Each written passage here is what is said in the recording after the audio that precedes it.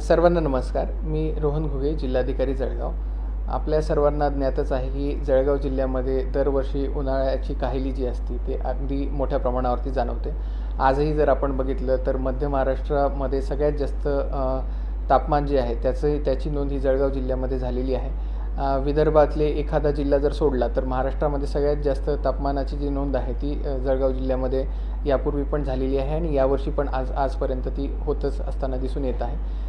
तर माझं सर्व नागरिकांना असं आव्हान राहील की उन्हाच्या वेळेत म्हणजे दुपारच्या वेळेस हे बाहेर निघणं टाळावं. विशेषतः लहान मुलांनी आणि वृद्ध व्यक्तींनी बाहेर निघणं टाळावं आणि शाळेच्या वेळा आणि त्याप्रमाणेच आपल्या ज्या ऑफिसच्या वेळा आहेत हे त्याप्रमाणे ॲडजस्ट कराव्यात. जास्तीत जास्त मोठ्या प्रमाणावरती पाणी प्यावं, हायड्रेटेड राहावं आणि त्यासोबतच इलेक्ट्रोलाइटचा जो बॅलन्स आहे तो देखील साधावा. पूर्ण आमच्या ज्या प्रशासकीय यंत्रणा आहेत त्यांना सज्ज करण्यात आलेलंच आहे.